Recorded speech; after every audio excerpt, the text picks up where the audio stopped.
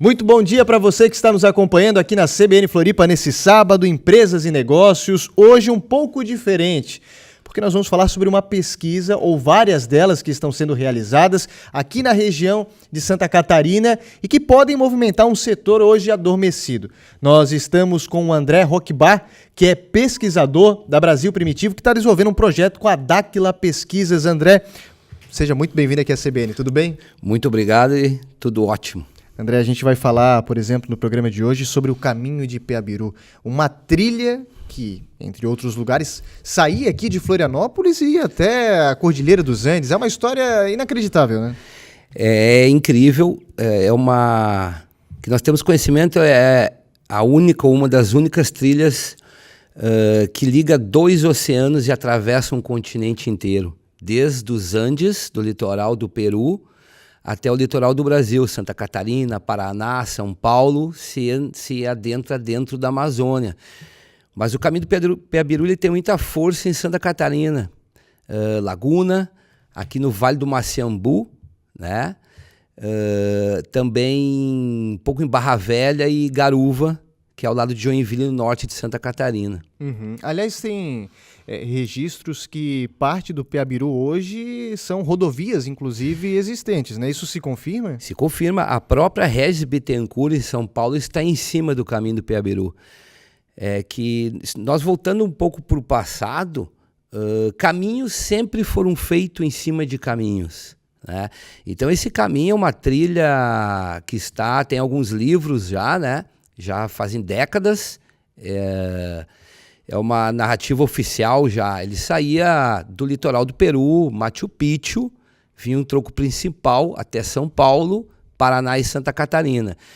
E ao lado dos trocos principais existia uma infinidade de ramais. Existiam e existem, né? Que tem lugares que esse caminho ele ainda está lá, né? E ainda é trilhado. As pessoas dizem que é só história. Não, o Caminho do Peabiru é um caminho vivo ainda.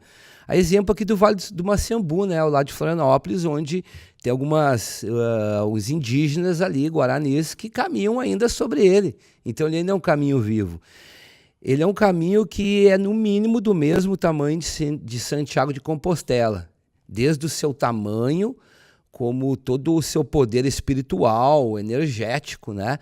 E o Brasil, a cultura do Brasil, ele narra a história de 1500 para cá, que é uma narrativa dos portugueses e espanhóis. Eurocêntrica. Eurocêntrica. E nós estudamos muito o Brasil antes de 1500, né? E a gente vem voltando milhares de anos para trás. E a história do Brasil, a verdadeira história do Brasil, ela é antes de 1500, né? Com nossos povos guaranis, toda a variedade de indígenas que nós temos aqui. A história é riquíssima, ela não é pequena, né? Ela é muito grande, tem uma relevância internacional.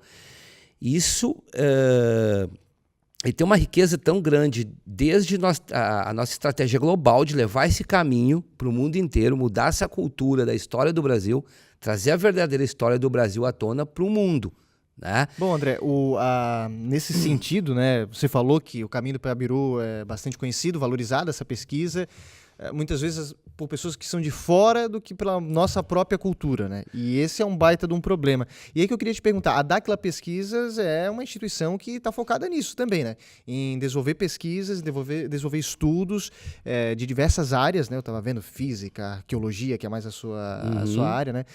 E aqui em Santa Catarina, essa parte dessa pesquisa está ligada ao Caminho do Peabiru, que o Brasil Primitivo está fazendo uma série de documentários, vamos assim dizer, que estão disponíveis, inclusive, lá no G1, né? Nós produzimos 4 episódios, uma série documental para a TV com altíssimo padrão, né? Que é para poder levar isso para o mundo, né?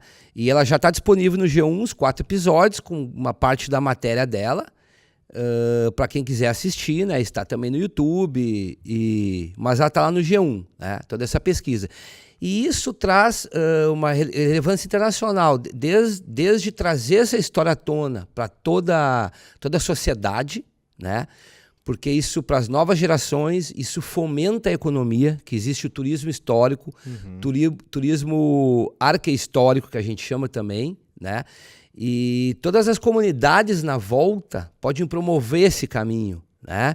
E de forma sustentável, né? As pessoas podem conhecer esse caminho, fazer o trekking, um bike e fomentar isso tudo. Isso também está sendo uma menina dos olhos para os governos também. A gente já tem parceria fechada com o governo de São Paulo, estamos em conversa com o governo do Mato Grosso do Sul, estamos em conversa com o governo de Santa Catarina e do Paraná, né? Mas em São Paulo já está fechada, né, essa parceria. E essa parceria em efeitos práticos seria o que? Revitalizar esse caminho? Atinge quase 400 ou mais de 400 municípios, não tenho esse número bem certo agora, e atinge todas as prefeituras. Então a gente vai criar totens, colocar placas, vai reorganizar isso tudo. E a Brasil Primitivo dá aquela pesquisas, nós somos projetos que usamos só recursos próprios, né? É que quando a gente fala em história, em ancestralidade, nós somos movidos à paixão, né? Isso é o nosso chamado, é o nosso propósito de alma, né? Então a gente criou grandes projetos e faz pesquisas em vários locais, né? E ele entra muito dentro da Amazônia, né? Então lá a gente já tem mapeado com LiDAR, com equipamento a laser, várias quadras, né? São quilômetros e quilômetros de uma antiga civilização que está embrenhada dentro da Amazônia. Mas aqui em Garuva nós temos quase 3 quilômetros de escadaria, com 1,40 m, com as pedras colocadas antes de 1500. Né? Então isso aqui já é algo incrível e surpreendente. E com o LiDAR, só que esse já é um caminho conhecido. Só que lá em cima dos Campos do Quiriri, em Garuva, nós colocamos o LiDAR numa parte, achamos mais quase 1 quilômetro desse caminho, levemente coberto pela terra, que o LiDAR é um equipamento a laser acoplado num drone bem grande. E a gente fez esse voo por cima de uma mata e depois a gente achou ele renderizando as imagens e foi lá pessoalmente e o caminho estava coberto pela pedra, pela terra. Uhum. A gente pode comparar, para o telespectador ter ideia, ao Império Romano, aos caminhos do Império Romano. As estradas. As estradas romanas. A gente tem isso aqui em Santa Catarina. Bom, e você ter contato com isso, claro que vai demandar muita pesquisa, né? Antes de realmente afirmar o que era de fato, mas gera uma expectativa muito grande e uma animação por parte de vocês depois poder contar, né? Aliás, parte desse documentário, desses vídeos que estão sendo produzidos, você pode acessar no G1, como a gente comentou, tá o link aqui na descrição desse vídeo para conhecer mais desse trabalho. E sobre o Peabiru, André, existem histórias impressionantes, por exemplo, de excursões que saíram daqui, por exemplo, né, daqui de Florianópolis, na época nem se chamava assim, evidentemente, ali no século XVI, e que caminhou, passando pelo Paraguai, chegando até Potosí, na Bolívia, enfim, são histórias inacreditáveis também, né? Esse caminho, ele é muito espiritual, ele era guiado pelo céu, pelas constelações e pelas estrelas. Desde os Incas e o Guarani, ele é completamente espiritual, em busca das terras sem males. Né? Então eles eram guiados também pelo sol. Mas quando os primeiros portugueses e espanhóis chegaram aqui, eles tiveram essa informação que existia um caminho que levava até uma cidade de ouro. Eldorado, né? Eldorado, que era no Peru, porque eles tinham muito ouro lá. Uhum. Né? Então o Aleixo Garcia, que naufragou aqui na Praia de Naufragados, em Florianópolis, ele ficou 7 anos, casou com uma índia. Aqui. Depois de 7 anos, ele conseguiu ter a confiança dos indígenas e subiu o caminho. E eles levaram ele para subir o caminho. Só que ele fez né? Ele fez uma atrapalhada, porque ele subiu o caminho atrás do ouro, juntou aproximadamente 2.000 índios, até que se sabe. E para ir até lá, conseguiu saquear antes de chegar lá no centro do Império Inca, em Machu Picchu e Cusco, ele conseguiu saquear muito ouro, prata, e voltou. Só que no Paraguai ele foi morto, por uns índios bem brabos ali. Mas em São Paulo, a cidade de São Paulo, o nome vem do caminho do Peabiru. É mesmo? Porque eles fizeram tipo um acampamento para subir o caminho.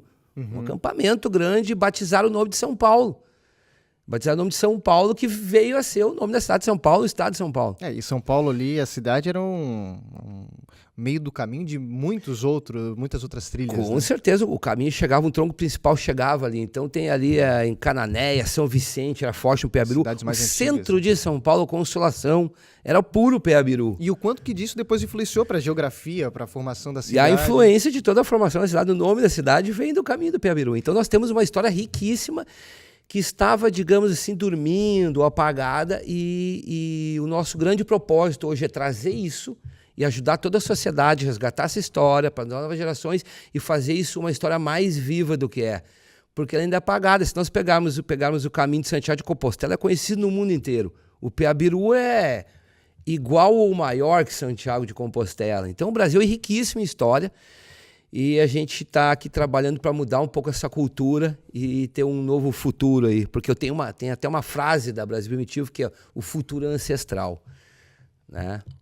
Ô André, muito legal poder compartilhar essas informações aqui na CBN e quem sabe, né, no futuro a gente não fale do caminho de Peabiru aqui na Grande Florianópolis como uma grande referência nossa para o mundo, né, atraindo turismo, movimentando a economia, mas a gente tem que valorizar, tem que começar por nós, não dá para esperar que o pessoal de fora encontre isso, né.